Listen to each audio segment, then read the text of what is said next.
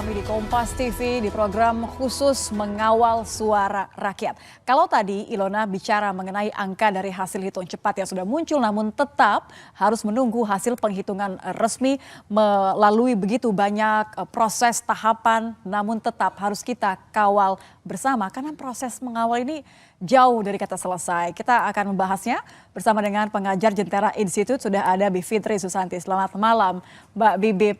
Selamat malam. Saya boleh minta bukti kelingking ininya dulu?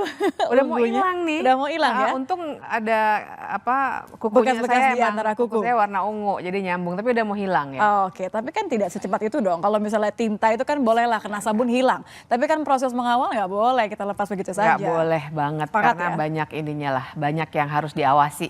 Karena berhentinya tadi dijelasin sama Ilona, berhentinya banyak banget tuh di kelurahan, di kecamatan. Jadi memang kita harus awasi terus sampai ujung. Sampai ujung, sampai akhir, sampai benar-benar dari rakyat, oleh rakyat, untuk rakyat. Tapi gini deh, aku pengen mulai dari apa yang terjadi hari ini. Gitu ya, ini kan adalah hari-hari yang kita tunggu. Hari kasih sayangnya bagi masyarakat. Oh iya, ini hari kasih sayang sampai lupa loh. Tapi artinya hari-hari di mana kita kemudian memberikan suara kita, menggunakan hak pilih kita. Sesuai dengan hati nurani ya. Terlepas dari kemudian hasil hitung cepatnya, tapi saya ingin tanyakan ke Mbak Bibip adalah bagaimana pengamatan Anda dari cerita teman-teman di TPS masing-masing, perbincangan di media sosial, kemudian juga hasil hitung cepat. Ini sudah sesuai dengan dugaan Mbak Bibip? Sebenarnya sih terus terang cukup sesuai. Maksudnya bukan berarti saya bahagia betul karena masih panjang ya prosesnya ya. Tapi prediksi ini sebenarnya sudah keluar banyak begitu. Makanya kalau bicara tadi cerita-cerita, memang saya punya banyak cerita karena memang saya sama teman-teman kan bikin beberapa platform untuk pengaduan mengawasi pemilu juga pemilu, gitu ya. Ada jaga pemilu, ada peta kecurangan pemilu. Jadi ceritanya banyak yang masuk. Walaupun kalau di saya lewat aja karena itu ada platform tersendiri, ada teman lain yang ngurusin secara lebih profesional. Tapi dari cerita-cerita itu saya merasa memang pengawasan ini memang perlu sekali dilakukan karena ceritanya cukup banyak yang masih harus diverifikasi gitu ya. Tapi paling tidak kan bahwa ada ceritanya masuk ya, itu yang harus diapresiasi. Karena kalau saya kan melihat bagaimana kemudian kita belajar dari 2014, 2019, antusiasme masyarakat untuk kemudian hadir, memberikan suara tapi juga mengawal tadi. Iya, karena buat saya mengawal ini pentingnya adalah ini pendidikan politik juga buat semua warga gitu, bahwa kalau dari kemarin-kemarin kan yang diberikan gagasannya kepada kita adalah pemilu itu pesta demokrasi. Tapi kalau yang sebenarnya pesta itu kan sebenarnya elit ya. Sebenarnya rakyat banyak sekali digiring-giring aja gitu. Ayo milih si ini, dikasih serangan fajar, katanya begitu. Tapi justru harapannya dengan melakukan pengawalan pemilu dengan cara apapun lah, bahkan dengan bawel aja di WhatsApp grup, buat saya itu udah bikin orang untuk mikir gitu. Wah, ini masa depan saya nih. Dan kalau ada yang curang, wah berarti suara saya rugi dong gitu kan. Memang suara kita dipakainya cuma 5 tahun sekali, terus dimanipulasi. Nah, buat saya sebenarnya proses itu lebih penting ketimbang sekedar untuk bilang kamu curang, itu curang, sana curang, atau sana baik-baik. Itu adalah narasi dari silakanlah elit politik gitu. Tapi buat saya sebagai orang biasa gitu, dosen yang memang ngajarnya hukum tata negara, senang sebenarnya melihat antusiasme orang-orang untuk melaporkan hal-hal seperti ini. Di satu sisi, tapi di sisi lainnya juga sebenarnya miris juga bahwa ternyata masih banyak yang praktek di lapangan bener tuh. Jadi bukan sekedar gunjingan, tapi banyak yang memvideokan. Termasuk orang-orang dari luar negeri. Karena kan saya ada alumni, apalagi mereka lebih dulu ya, mereka sudah melalui terus ada alumni di Amerika tuh pada cerita tuh ini gimana ya, ini gue mesti gimana ya, kok gue nggak bisa milih gitu karena katanya nggak terdaftar. Hal-hal yang saya nggak bisa tanggapi satu persatu, jadi kalau teman saya nonton minta maaf ya, karena banyak banget, tapi itu pertanda gitu bahwa memang pengawalan ini masih terus ada. Kalau memang ternyata nanti ada kesalahan-kesalahan ya harus dikoreksi gitu. Jadi kita dari pemilu ke pemilu ada kemajuan dong, jangan sampai ini terulang terus. Karena ini sebenarnya kalau kita refleksikan apa yang terjadi pada 2019, polanya sebenarnya lumayan sama gitu. Ini apa nih, boleh dijelaskan pola bagaimana ya menurut Mbak Bibip itu adalah potensi pelanggaran yang juga kembali terulang? Polanya misalnya untuk pemilih luar negeri ketika banyak pemilih yang ternyata tidak terdaftar. Yang kalau kita pikirkan ini persiapannya lama gitu ya. Jadi misalnya ada Ini kita bicara komplain. ideal ya sebenarnya ya. Kan waktunya cukup lah gitu. Sama aja kalau kita lagi organize arisan misalnya sesederhana itu kita udah perkirakan orang yang segini berarti kita harus punya makanan segini. Harusnya kan kalau memang petugas-petugas di luar negeri melakukan pendataan dengan baik, harus tahu dong berapa jumlah surat suara yang dipersiapkan. Itu luar negeri ya. Kalau di Indonesia yang sudah banyak beredar juga video-video misalnya ketika ada yang punya kertas suara yang sudah dibolongi, dicoblos gitu. Jadi ini sebenarnya kan surat suara yang rusak kemudian juga ditemukan di beberapa TPS di daerah, tidak hanya kemudian di luar negeri kan, di negara-negara maksud kami di Indonesia sendiri kemudian juga ditemukan sehingga ada beberapa evaluasi untuk itu. Artinya potensi pelanggaran-pelanggaran yang Mbak Bibip lihat kembali terulang ini adalah ketidaksiapan, tadi kemudian ada potensi pelanggaran lain mungkin. Karena kita bicara panjang di sini kan, pengawasan sampai MK, aduh saya jadi ingat 2019 ini rasanya. Iya, sebenarnya sih hal seperti itu dimungkinkan, lebih dimungkinkan ketika ada pelanggaran yang kalau dalam bahasanya Mahkamah Konstitusi itu terstruktur, sistematis dan masif, terutama terstruktur dan sistematisnya. Itu lebih dimungkinkan ya. Kita belum tahu nih karena kan belum ada penyelidikannya dan lain sebagainya. Tapi biasanya itu dimungkinkan kalau dilaksanakannya secara terencana lah gitu dalam bahasa sehari-harinya. Terstruktur sistematis itu terencana dan dilakukan dengan atau oleh pihak-pihak yang punya kewenangan untuk itu. Nah ini sebenarnya yang menimbulkan banyak kekhawatiran belakangan ini karena sudah ada kecenderungan-kecenderungan kan misalnya bahwa KPU itu memang sudah diberikan sanksi etik oleh Dewan Kehormatan Penyelenggara Pemilu udah 3 kali loh sebenarnya ketua KPU-nya. Itu kan jadi penanda bahwa ada hal-hal yang harusnya dibereskan dalam hal penyelenggaraan pemilu karena yang menyelenggarakan pemilu sampai distribusi kertas suara sampai rekapitulasi ini kan KPU. Dan kalau ternyata masih ada masalah di situ, ya berarti memang kemungkinan ada kecurangan atau apapun lah nanti kita belum punya polanya benar ya karena baru hari ini kan. Kita masih harus menunggu. Itu memang sangat dimungkinkan. Tapi saya tangkap sih maksudnya artinya bagaimana penghitungan suara ini yang penting adalah legitimasinya gitu kan. Bagaimana kita memberikan trust kepada masyarakat yang sudah memberikan waktu mereka untuk memberikan suara mereka. Berharapnya siapapun sebenarnya, tapi kan pengolahan tadi gitu kan. Saya jadi ingin kemudian melempar terlebih dahulu ke rekan saya Elgin untuk mewawancarai langsung petugas KPPS. Oke. Dengan tadi kita bicara mengenai bagaimana kemudian pantauan mereka yang menjalani begitu kan, mereka yang mengawasi betul. Elgin, saya ingin kemudian nanti menyapa Elgin memperlihatkan bagaimana nanti laporan perbincangan dengan petugas KPPS usai jeda masih bersama kami di Mengawal Suara Rakyat. Ya, saudara masih di Mengawal Suara Rakyat setelah selesai menghitung suara di TPS untuk pemilihan presiden. Hasilnya dicatat dalam formulir C1 oleh KPPS. Setiap TPS selanjutnya memberikan kotak suara beserta dokumen administratif lainnya kepada panitia pemilihan kecamatan atau PPK untuk melanjutkan ke tahap rekapitulasi di tingkat kecamatan. Lalu seperti apa proses dan apa saja yang harus diperhatikan? Sudah ada Aditya sebagai petugas KPPS Kelurahan Citarum, Kota Bandung. Selamat malam, Pak Aditya. Malam. Pak Aditya, ini proses penghitungan suara sudah selesai dan selanjutnya akan dibawa ke tingkat kecamatan. Ini prosesnya seperti apa, Pak? Jadi setelah perhitungan ataupun suara selesai, nanti setelah semuanya selesai, kita PPS akan mengambil kotak suaranya menuju ke kelurahan untuk sementara. Nanti selanjutnya dari PPK akan membawa kotak-kotak suaranya menuju ke gudang PPK-nya untuk nanti dilakukan pleno bersama di sana. Oke, kalau sampai sejauh ini, kira-kira apakah ada kendala dalam proses perhitungan suara atau mungkin dilanjutkan ke PPK ini? Apakah ada kendala sampai sejauh ini, Pak Aditya? Alhamdulillah untuk kami di Citarum ini karena mungkin jumlah TPS-nya nggak terlalu banyak, jadi masih bisa kepantau juga. Ini juga saya sambil mobile, kebetulan sedang ada di salah satu lokasi TPS. Jadi untuk aman sih untuk di Citarum, alhamdulillah. Untuk di Citarum aman. Baik, kalau misalnya terkait dengan membawa hasil dari perhitungan suara ini menuju ke PPK, kira-kira apakah ada pengamanan khusus, Pak Aditya? Eh, Akan ada pengamanan khusus dari kepolisian dan tentara.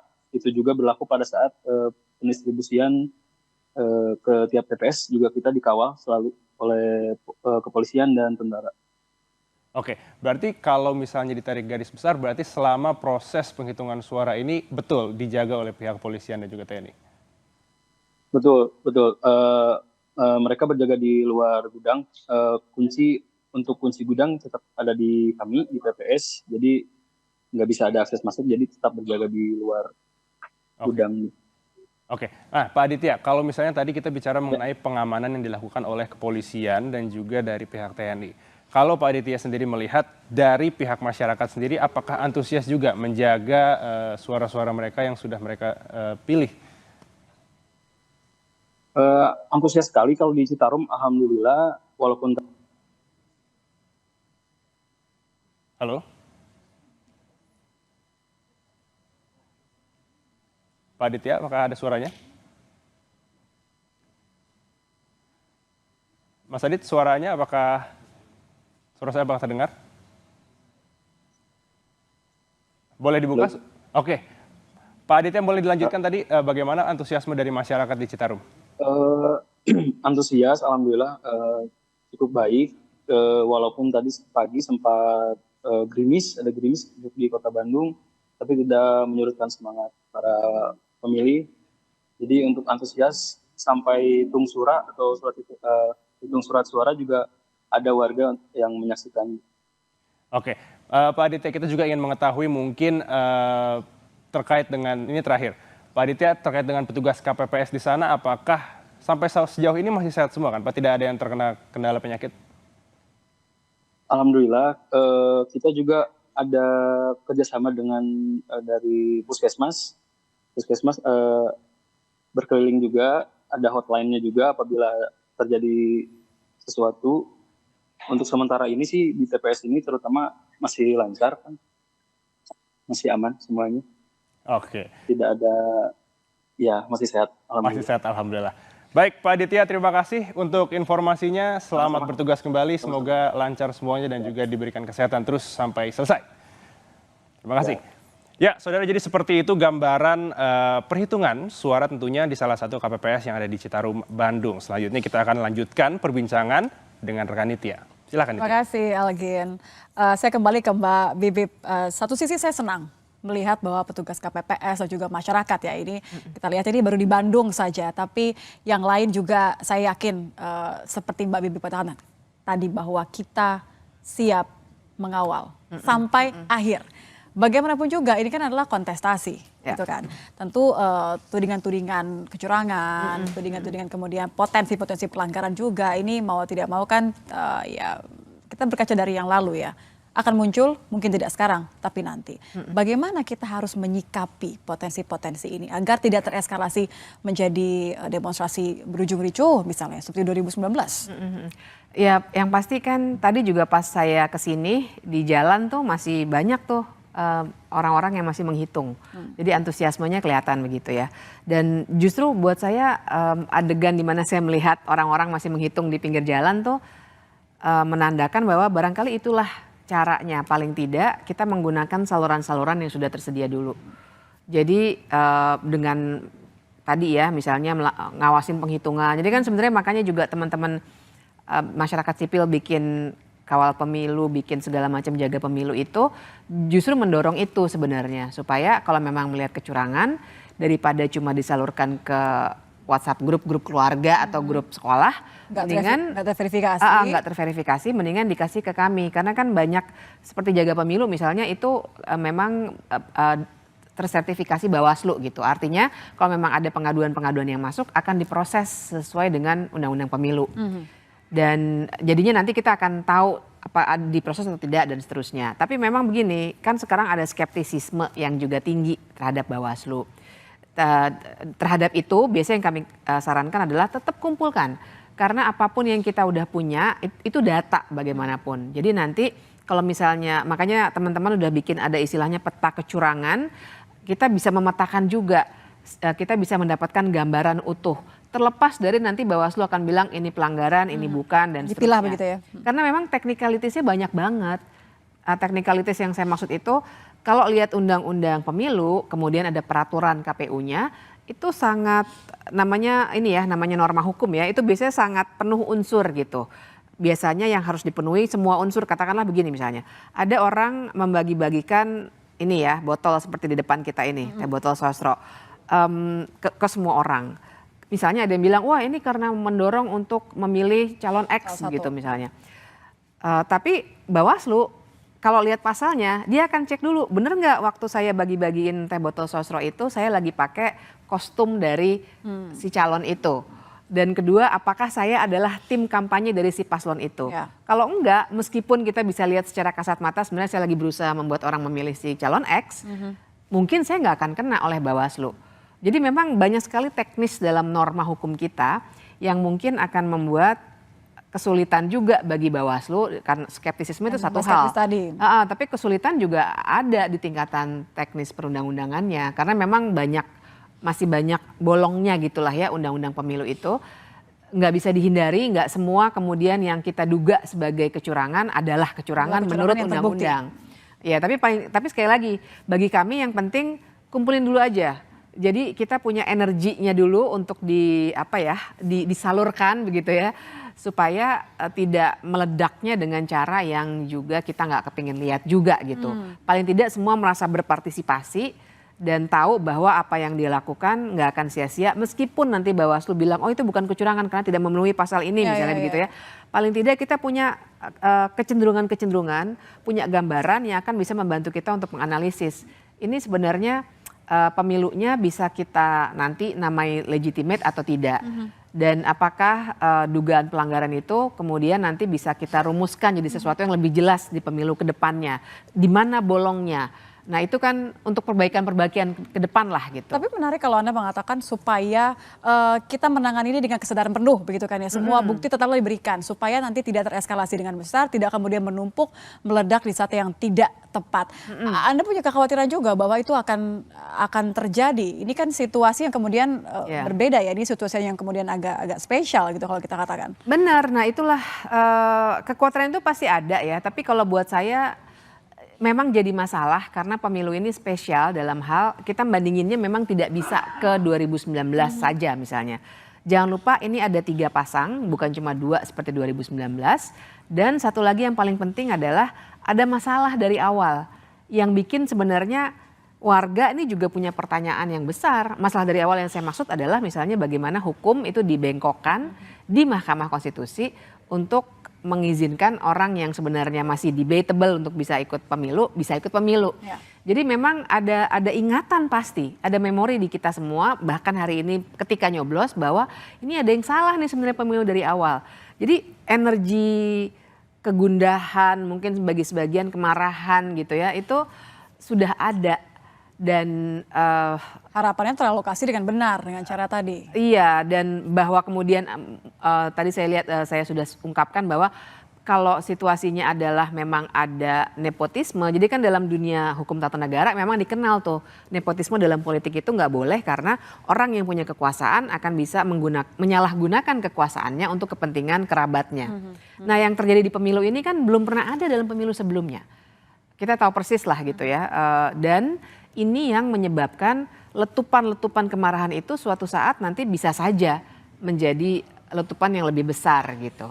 Dan sekarang makanya caranya adalah salah satunya dengan memastikan bahwa kalaupun dugaan-dugaan kecurangan itu ada, kita koleksi dulu dan kita perlakukan sebagai dugaan, diproses secara hukum iya, tapi juga kita kumpulkan untuk menggambarkan kecenderungan-kecenderungan dugaan kecurangan pemilu itu supaya kita punya analisis yang kuat lah. Ini sebenarnya pemerintahan yang akan datang ini legitimasinya sebesar atau sekecil apa. Tetap perlu karena ini demokrasi gitu. Kita nggak bisa pokoknya asal jangan rusuh kita udah tutup mata aja deh kalau ada yang curang. Menurut saya nggak bisa juga. Nanti kita negaranya nggak akan bisa maju-maju jadi demokrasi yang substantif gitu. Sepakat. Menjaga meskipun tidak ada yang menginginkan keributan, tidak ada yang menginginkan kerusuhan. Tapi bahwa evaluasi dan mengawasi secara total itu tetap harus dilakukan. Terima kasih Mbak Bibip, karena ini masih sampai Oktober, jadi PR kita masih banyak. Aduh, banyak banget. Masih ada banyak yang harus dilakukan, diantisipasi. Saya berharap dengan meskipun tintanya sudah luntur, tapi semangatnya tidak luntur ya. Terima Iya kasih dong. Mbak Bibip sudah bergabung Terima bersama kasih. kami di program khusus Mengawal Suara Rakyat.